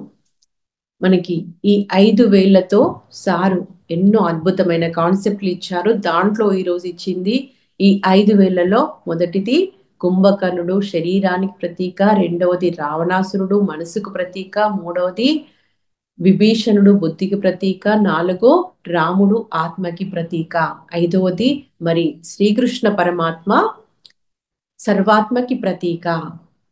మనము ఏమంటాము? రామరాజ్యం అంటాము, కృష్ణరాజ్యము, యేసురాజ్యము అనము కదా. ఎందుకు రామరాజ్యం అంటామంటే రాముడు ధర్మ ప్రభు కాబట్టి, ధర్మానికి ప్రతీక కాబట్టి అందుకే రామరాజ్యం అంటున్నాము. మరి ఈ భూమి మీద ఇప్పుడు కూడా మళ్ళీ తిరిగి రామరాజ్యం వస్తుందండి. ఈ భూమండలం అంతా కూడా మళ్ళీ తిరిగి పునర్వైభవాన్ని పొందుతుంది, స్వర్ణయుగంగా మారబోతుంది. మనమందరము ఇలాంటి సమయంలో ఉండడము మనందరి పూర్వజన్మలో చేసుకున్నటువంటి సుకృతము. అలాంటి ఒక గొప్ప గురువు పత్రిజీతో మనం వచ్చాము అంటేనే అది ఎన్నో జన్మలుగా మనం చేసుకున్నటువంటి ఆ పూర్వజన్మ సుకృతం వల్లనే ఇప్పుడు ఈ సమయంలో మనమంతా ఉన్నాము. మరి మనం ధ్యానం చేస్తున్నాము, జ్ఞానాన్ని పొందుతున్నాము. చక్కగా ఆనందంగా కాదు, ఇక్కడ ఆనందము అంటే అర్థం ఏంటంటే అవగాహనతో కూడి జీవించడము. స్పిరిచువాలిటీ అంటే అవగాహనతో కూడిన జీవితము. అన్నింటి పట్ల యాక్సెప్టెన్సీ. ఈ స్పిరిచువాలిటీ అనేది మరి అక్కడ రావణాసురుల్లో లోపించింది. ధ్యానము ప్లస్ ధర్మము ఈజ్ ఈక్వల్ టు ఆధ్యాత్మికత. ధ్యానం ఒక్కటి ఉంటే సరిపోదు, ధర్మం కూడా ఉండాలి. ధర్మం ఉండాలి అంటే మరి దానికి సాధన 3 ఇచ్చారు చక్కగా. ధ్యానము, స్వాధ్యాయము, సజ్జన సాంగత్యము. ఇవి 3 మనం ఫాలో అవుతూ మరి అందరికీ మనం తెలుసుకున్నది, మనం నేర్చుకున్నది అందరికీ అందించినప్పుడు, ఆ ధ్యానాన్ని అందించినప్పుడు అందరూ కూడా మరి జ్ఞానాన్ని పొంది చక్కగా మరి ఆ ధర్మాన్ని ఆచరిస్తారనమాట. మరి దానికోసము మనకి భగవద్గీతలో ఆ ధర్మప్రభు మళ్ళీ అవతరిస్తారు భూమి మీద అనే దానికి ఒక చక్కటి శ్లోకం ఉంది. ఇది చెప్పుకొని ముగించుకుందాం. పరిత్రాణాయ సాధూనాం వినాశాయ చ దుష్కృతాం ధర్మ సంస్థాపనార్థాయ సంభవామి యుగే యుగే సంభవామి యుగే యుగే సంభవామి యుగే యుగే. అంటే శిష్టులను రక్షించడానికి, దుష్టులను శిక్షించడానికి మళ్ళీ మళ్ళీ నేను భూమి మీదకి వస్తాను, అవతరిస్తాను అని శ్రీకృష్ణ పరమాత్మ చెప్పారు. మరి ఇక్కడ కృష్ణుడు ఒక్కరు కాదండి. ఎవరైతే విశ్వ కళ్యాణంలో, లోక కళ్యాణంలో పాలు పంచుకుంటున్నారో, అద్భుతమైనటువంటి ఈ ఆధ్యాత్మిక మార్గంలో ప్రయాణం చేస్తూ అందరి కోసము పని చేస్తున్నారు అందరూ కూడా ఆ శ్రీకృష్ణ జాతికి చెందిన వారే. ఇక ఈ భూమి మీద కౌరవ జాతి అంతమైపోయి పాండవ జాతి ఎక్కువ సంఖ్య పెరిగింది. ఆ పాండవులందరూ కూడా అంటే ఎవరైతే అధర్మంలో ఉంటారో వాళ్ళు కౌరవ జాతి, ఎవరైతే ధర్మంలో ఉంటారో వాళ్ళు పాండవ జాతి, ఎవరైతే సేవలో ఉంటారో వాళ్ళు శ్రీకృష్ణ జాతి. ఇక ఈ భూమండలం అంతా కూడా శ్రీకృష్ణ జాతిలోకి వస్తుంది. దానికోసము మరి ఇంత అద్భుతమైన ధ్యాన జ్ఞాన కార్యకలాపాలు ఎంతో మంది నిర్వహిస్తున్నారు పిరమిడ్ మాస్టర్లు. సో అందరికీ ధన్యవాదాలు. మరి ఈరోజు ఈ సెషన్కి మనకి ఈ జ్ఞానాన్ని అందించినటువంటి పత్రిజీకి మరియు రామచంద్ర ప్రభుకి, సీతామాతకి, ఆంజనేయ స్వామికి, వశిష్ఠ విశ్వామిత్ర మహర్షులకి అందరికీ ధన్యవాదాలు. మీ అందరికీ కూడా హృదయపూర్వక నమస్కారము, ధన్యవాదాలు. Thank you, thank you. జై హో పత్రిజీ.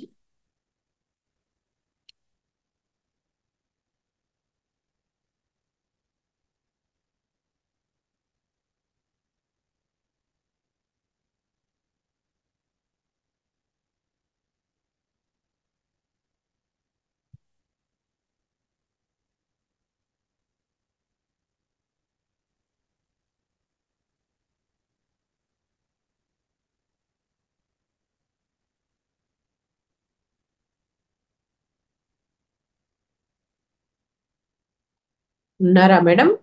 ఒక 5 నిమిషాలు ధ్యానం చేద్దామండి మరి అందరము.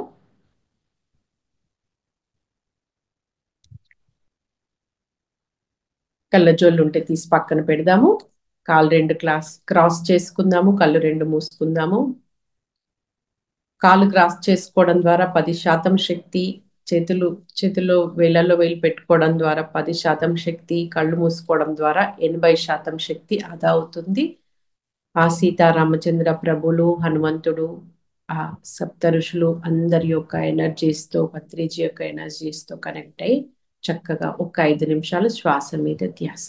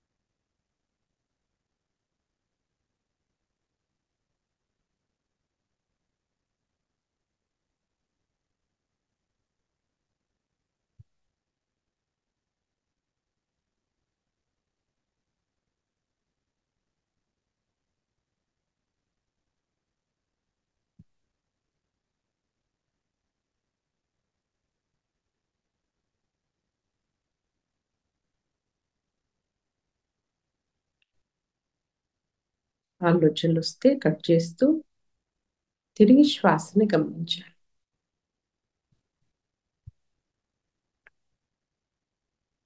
ఆలోచనలు రాకపోతే మనలో ఏం జరుగుతుంది గమనించండి.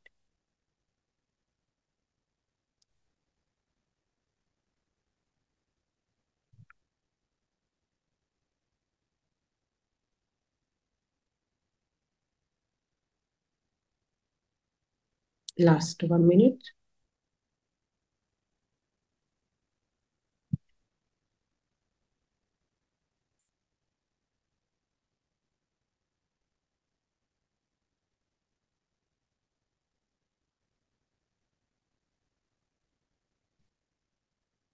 Ten seconds.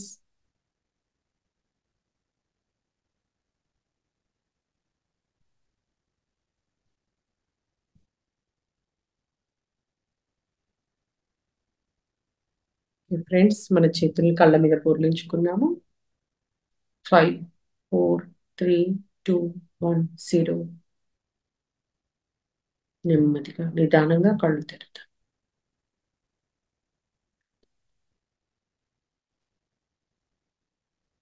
Thank you all. Valmiki పేరు గుర్తొచ్చిందండి, రత్నాకరుడు. ధ్యానం శక్తి అది. థ్యాంక్ యూ ధ్యాన కోణంలో అంటే మామూలుగా రామాయణం ఆత్మాయణము, సారీ మేడం నాకు నెట్ డిస్కనెక్ట్ అయింది. రామాయణం ఆత్మాయణంలో అసలు నార్మల్గా చెప్పడం వేరు, ధ్యాన కోణంలో ప్రతి పాయింట్ కూడా ఎంత బాగా చెప్పారంటే అసలు అంటే మేము ఇంత ధ్యాన కోణంలో అంటే ఏ మాస్టర్ నుంచి తెలుసుకోలేదు మేడం. చాలా చక్కగా ఉంది. ఎంత చక్కగా అంటే అసలు మేము లోపలికి తీసేసుకున్నాం ప్రతిదీ కూడా.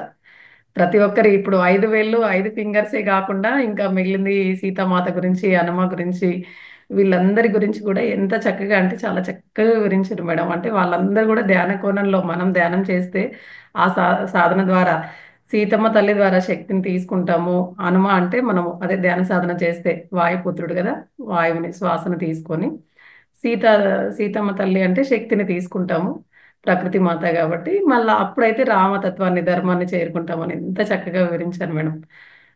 అంటే తపస్సు అంటే ఏంటి ప్రతిది కూడా అంటే ప్రతి వర్డ్కి కూడా మన పత్రి సార్ చెప్పినట్టు కూడా ప్రతి దానికి మీనింగ్, ఒక్క వర్డ్కి ఒక మీనింగ్ ఎంత చక్కగా అంటే చాలా బాగుంది మేడం. చాలా ఈరోజు అయితే ఎక్కువ జ్ఞానాన్ని మేము తీసుకున్నాము. ధన్యవాదాలు మేడం. Thank you. ఆత్మ ప్రణామాలు. అదంతా మాస్టర్స్ పత్రిజీ ఇంత మంచి పత్రిజీకి మేడం. చెందుతుంది మేడం. మనది ఏం లేదు మేడం, అంతా పత్రిజీ ఇచ్చిన జ్ఞానమే. వారికి ధన్యవాదాలు. అవును మేడం. ఇప్పుడు అంటే నేను నిన్న తెలుసుకున్నాను ధ్యాన కోణంలో అంటే సబ్జెక్టు ఇలా నార్మల్గా చెప్పడం వేరు, బుక్లో ధ్యాన కోణంలో చెప్పడం వేరని నిన్న తెలుసుకున్నాను. ఈరోజు కరెక్ట్గా అదే మీరు చెప్తున్నారు. దాంట్లో ప్రతిదీ ఓకే ఇలా ధ్యాన కోణంలో తీసుకోవాలనేది ప్రతిదీ తెలుసుకున్నాను మేడం. చాలా చక్కగా ఉంది. ధన్యవాదాలు మేడం. మాస్టర్స్ మీకేమైనా డౌట్స్ ఉన్నా కూడా ఒకసారి అన్మ్యూట్ చేసుకొని 1 by 1 మాట్లాడండి, ఒకరి తర్వాత ఒకరు.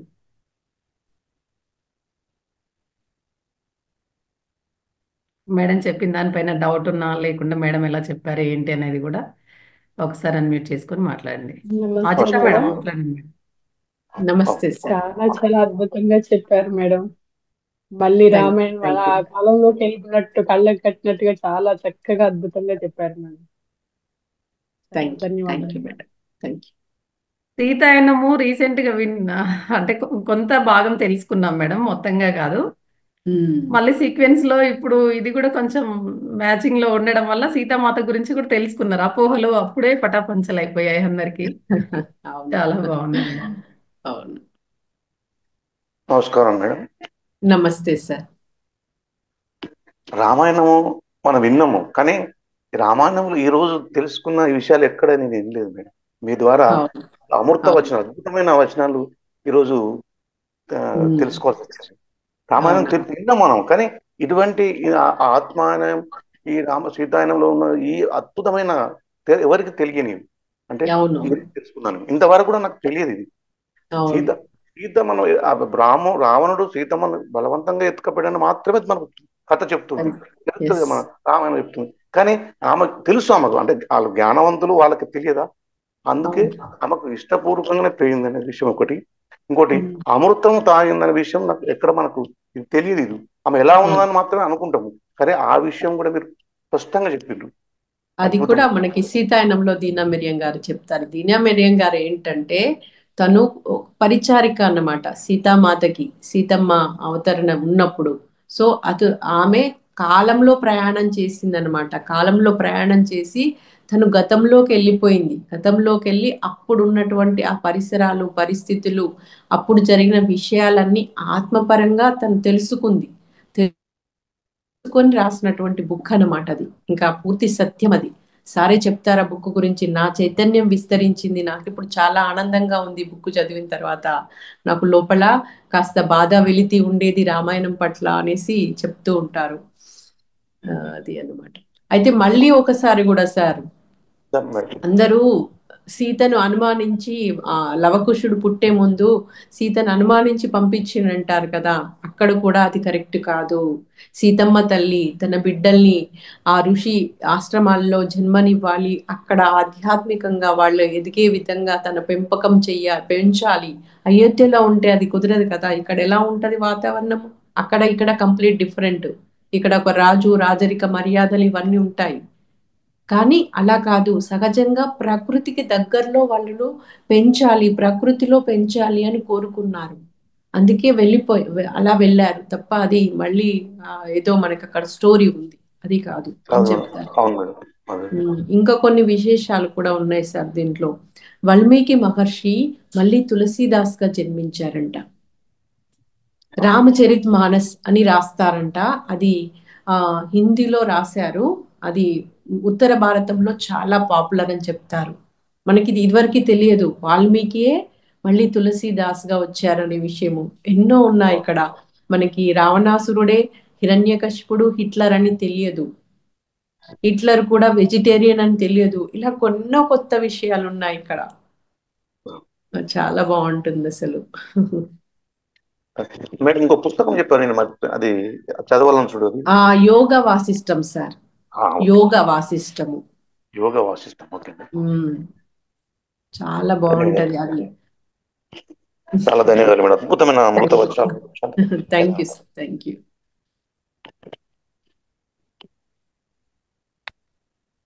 మాట్లాడాలమ్మా, అందరము మాట్లాడడం స్టార్ట్ చెయ్యాలి. ఎందుకంటే ఇప్పుడు ఒకటి విన్నప్పుడు మన లోపల కూడా కొన్ని అనుభూతులు కలుగుతాయి. అవి పంచుకోవాలనుకుంటాము. పంచుకోవాలనుకున్నవి పంచుకోనప్పుడు అవి లోపల ఏమైతాయి, అణిగిపోతాయి. దేన్ని అంచుకోకూడదు. మనకు తెలిసింది ఒక్క మాట, రెండు మాటలు, ఏదనిపిస్తే అది షేర్ చేయడము, అందరితో పంచుకోవడము, మాట్లాడము, ఇవి తప్పకుండా చెయ్యాలి మనం. లేదమ్మా, చెయ్యాలా వద్దా అనురాధ మేడం? చెయ్యాలండి. చెయ్యాలి. కొంతమంది అంటే వాళ్ళు ఎలా, ఇప్పుడు రాముడు దేవుడు వచ్చారు, రాముడు ఏకపత్ని వ్రతుడు అని చెప్తుంటే రాముడు ఎలా దేవుడు అవుతాడు? కొంతమంది తర్కవాదం అంటారు. ఏమంటారంటే రాముడు గర్భిణితో ఉన్న భార్యని అడవులకు పంపించాడు, అలా పంపిస్తారా? పంపించకూడదు. చాకలి మాటలు వినేసి ఆ భార్యని అనుమానించాడు, ఆ సీతమ్మ తల్లి అగ్ని ప్రవేశం చేసింది, ఇవన్నీ రాముడు ఎలా దేవుడు అవుతాడు? రాముడు భార్యని ఇలా చేయకూడదు కదా అని చెప్పి అంటుంటారు కదా మేడం చాలా మంది. వాళ్ళకి ఇలాంటివన్నీ ఇంతే ఆ మాటలు మాట్లాడుకుని ఉంటారని అర్థమైంది మేడం. అవును, ఏదేమైనా మేడం వీళ్ళందరూ కూడా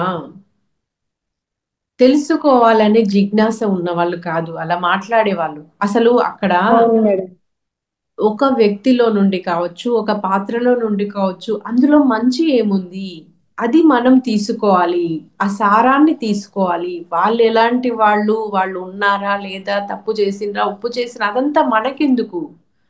రాముడు పాత్ర నుండి మనం ఏం తెలుసుకోవాలి? తండ్రి మాటను వినకుండా కూడా ఉండొచ్చు ఆయన, నేను వెళ్ళను అనొచ్చు, కానీ అక్కడ తండ్రి మాట గౌరవం ఇచ్చాడు.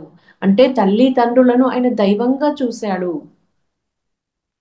ఆయన అందరినీ, ప్రజలందరినీ కన్న బిడ్డల్లాగా చూసుకున్నాడు. సీత ఎక్కడుందో రాముడికి తెలియదా? కానీ తన యొక్క పాత్ర అలా తను కుదించుకున్నారు, సామాన్య మానవుడిలా జీవించారు. అది మనం నేర్చుకోవాలి. అవును, బాధ అనిపిస్తుంది మేడం. ఇలా అంటుంటారు కొంతమంది, ఏదైనా రాముడి గురించి అవును మాట్లాడితే, అవును ఏముంది రాముడు పెద్ద దొంగ, భార్యను అడవులకు పంపించాడు, అలా చేశాడు, ఇలా అంతేనండి. చేశాడు అంటే బాధ అనిపిస్తుంటుంది. ఇక వాళ్ళ స్థితిని బట్టి వాళ్ళ మాటలు ఉంటాయి మేడం. మనం ఏం పట్టించుకో అక్కర్లేదు, వాళ్ళకి వివరణ కూడా అవును, ఇవ్వాల్సిన అవసరం లేదు. అవును, ఎందుకంటే వేస్ట్ కూడా చెప్పినా ఇంకా అర్థం చేసుకున్నప్పుడు.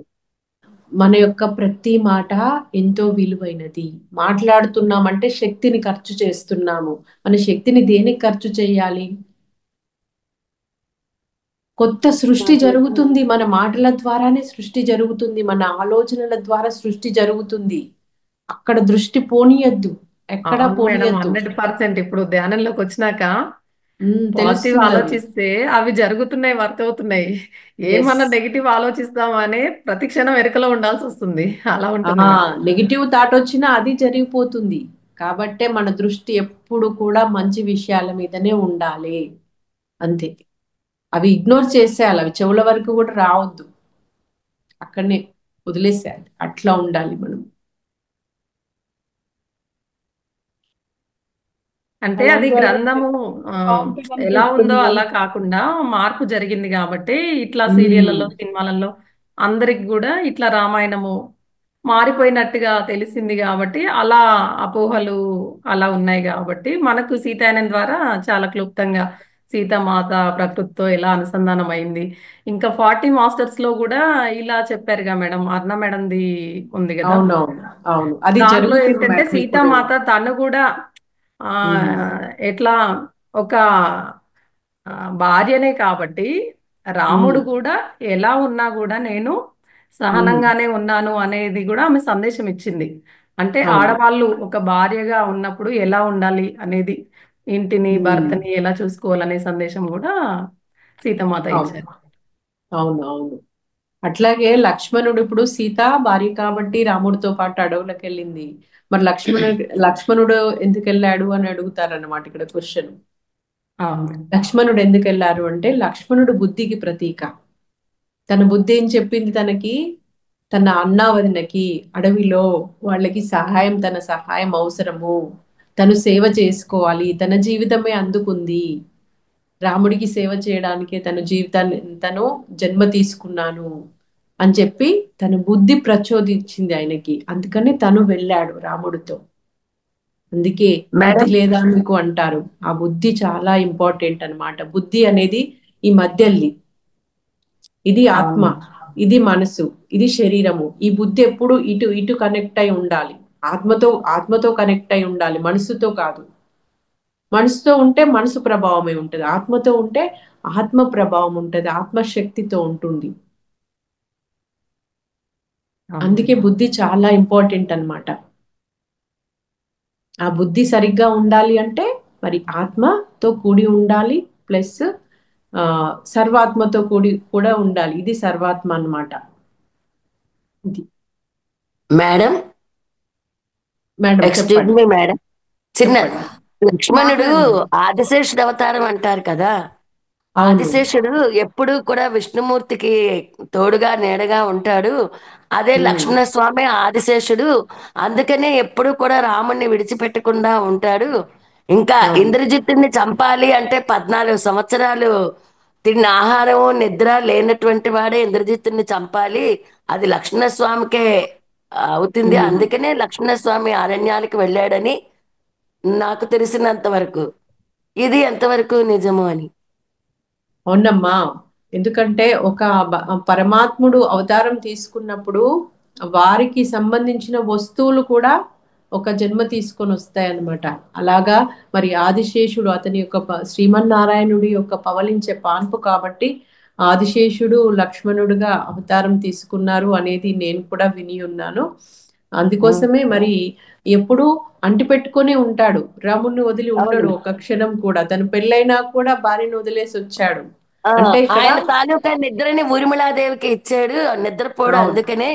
అలాగే అవును. ఒకసారి ఫలము తీసుకొచ్చి రాముల వారు తినమంటే ఉమ్, ఆహారము నిద్ర ఉంటే ఇంద్రజిత్తుని చంపడం అవ్వదని దాని తొడలో దాచుకున్నాడు ఆయన ఉమ్. తినకుండా.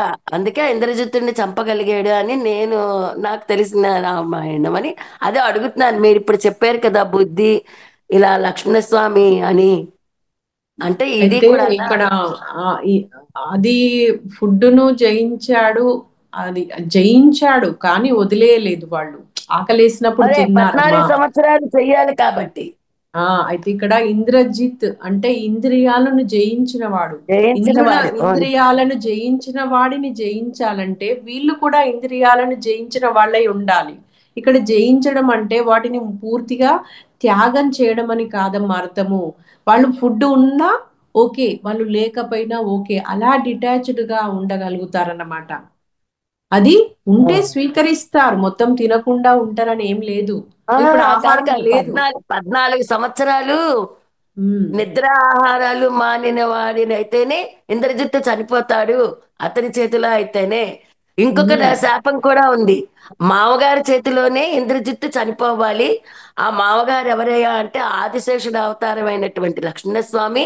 అందుకనే ఉమ్. లక్ష్మణస్వామి చేతిలో ఇంద్రజిత్తు చనిపోతాడు అయితే మనం అని. ఇక్కడ మనకి సీతాయనాన్ని మనం నిదర్శనంగా తీసుకోవచ్చమ్మా. ఎందుకంటే సీతాయనంలో అప్పుడప్పుడు లక్ష్మణునికి బాగా కోపం వచ్చినప్పుడు సీతమ్మ తల్లి స్వయంగా ఒక పదార్థాన్ని, ఆ పానీయాన్ని చేసి లక్ష్మణుడికి ఇస్తుంది. లక్ష్మణుడు తింటాడు, తాగుతాడు. దీన్ని మనం నిదర్శనంగా చేసుకోవాలి.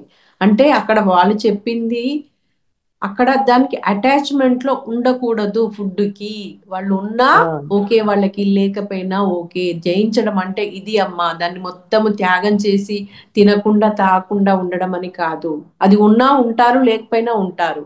మనం ఇప్పుడు ఒక రోజు నిద్ర లేకపోతే మనం ఉండలేము.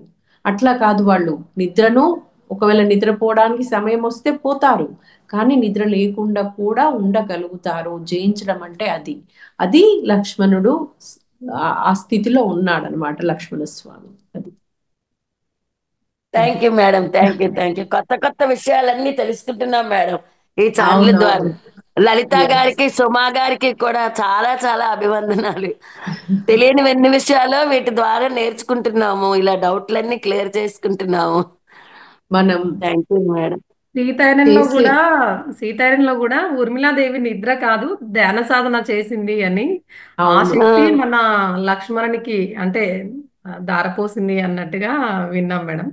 అవును, నేను అదే విన్నాను, అందుకే ఇప్పుడు చెప్తున్నాను. లక్ష్మీ అంటే ఊర్మిళాదేవికి తన నిద్రనిచ్చాడు, అందుకే ఆవిడ 14 సంవత్సరాల పాటు పడుకునే ఉంటుంది అని నేను విన్నాను అనమాట. అయితే అప్పుడు వాళ్ళు ఆ బుక్కులు రాసిన వాళ్ళు కానీ, ఆ దాన్ని మార్పులు చేర్పులు చేసిన వాళ్ళు కానీ, ఆత్మ జ్ఞాని అయినప్పుడు, ఒక థర్డ్ ఐ ఉన్నప్పుడు, ఏకత్వ స్థితిలో ఉన్నప్పుడు మాత్రమే అది ఉన్నది ఉన్నట్టుగా వస్తుందమ్మా, సత్యవంతంగా వస్తుంది. లేదంటే అది అవును. కొంచెము అటు ఇటుగా ఆ సమాచారం మారి ఉంటుందన్నమాట.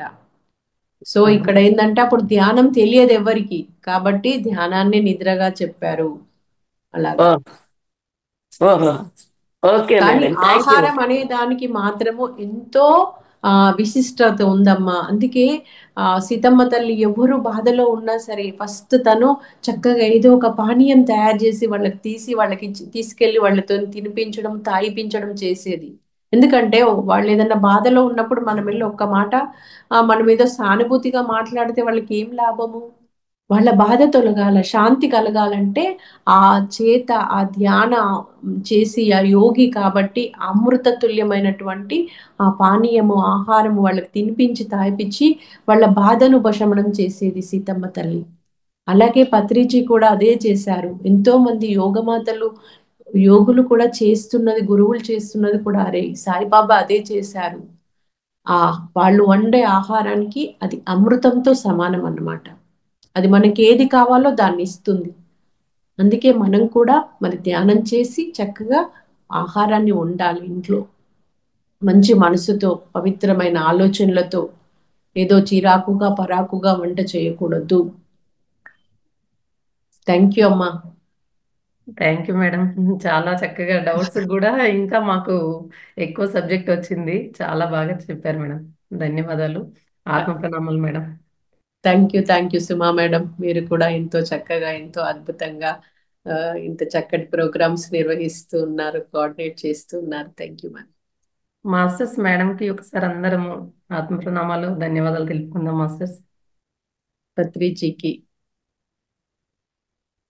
థ్యాంక్ యూ జై హో, మేడం. పత్రిజీ జై హో, పత్రిజీ జై హో, Patriji. Thank you all. Masters రేపు త్రివిధాలు క్లాస్ ఉంది, నేనే తీసుకుంటున్నాను. త్రివిధాలు పార్ట్ 1 వీడియో ఒకసారి మేము గ్రూప్లో సెండ్ చేస్తాము, అందరు మళ్ళీ ఒకసారి వినండి మాస్టర్స్, మొన్న వినని వాళ్ళు కూడా. రేపు త్రివిధాలు పార్ట్ 2 వస్తుంది, సీక్వెన్స్లో ఉంటుంది కాబట్టి అందరు వినండి. రాత్రి మళ్ళీ ఈరోజు నరేంద్ర ముదల్కర్ సార్ వస్తున్నారు. సారు 33 ఇయర్స్ ఎక్స్పీరియన్స్, అందరు వీడియోస్ ఆన్ చేసుకొని తన సార్ ఎనర్జీని మీరు తీసుకోండి మాస్టర్స్, మీ ఎనర్జీ సార్ ఏం తీసుకోరు. అందరూ వీడియోస్ ఆన్ చేసుకొని జాయిన్ అవ్వండి కంపల్సరీ ఈవినింగ్ క్లాస్లో. ధన్యవాదాలు మాస్టర్స్.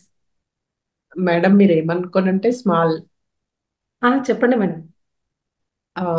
జ్ఞానం తీసుకుందాం మేడం. ఓకే, ఎనర్జీ తీసుకోవడం కాదు, ఎనర్జీ అంటే ప్లస్ జ్ఞానము, ఎనర్జీ అంటే వీడియోస్ కూడా ఆన్ చేసుకోరుగా మేడం. అంటే చూస్తే కూడా కొంత మనలో ఉన్న నెగిటివ్స్ ఏమైనా ఉంటే కూడా అవి కూడా పోతాయి కదా మేడం. నేను అనేది ఏంటంటే ఎనర్జీ తీసుకుందాము, వాళ్ళ దగ్గరికి వెళ్ళి ఆ మాట ఉపయోగించే బదులు జ్ఞానం తీసుకుందాం అందాము అంటున్నా, అంతే madam. Okay okay madam. Videos open చేసుకోవడం చాలా మంచిదమ్మా, ఎందుకంటే ఒక ప్రోగ్రామ్ జరుగుతుంది అంటే మేడం చెప్పినట్టు అక్కడ గురువులు యాస్ట్రల్ గా మాస్టర్స్ కూడా ఉండి నడిపిస్తున్నారు వీటిని, మన ఎనర్జీ ఒకటే కాదు. సో వీడియోస్ ఓపెన్ చేసుకొని వీలున్నప్పుడంతా కూడా చేసుకొని ఉండడం అనేది చాలా మంచిది. శ్రద్ధతో వినడం అనేది కూడా చాలా మంచిది. శ్రద్ధతో విన్నప్పుడే ఆ అనుభవంతో, వాళ్ళు చెప్పే అనుభవంతో మనం పూర్తిగా కనెక్ట్ అయిపోతాం. అది మన అనుభవంగా మారిపోతుంది. అప్పుడు ఆ జ్ఞానాన్ని మనం కూడా సొంతం చేసుకుంటాం అన్నమాట మేడం చెప్పినట్టు. Okay, thank you. Okay madam, thank you madam. Thank you masters. రాత్రి 9 గంటల క్లాస్లో మళ్ళీ కలుసుకుందాం. అంతవరకు సెలవు. ధన్యవాదాలు మాస్టర్స్.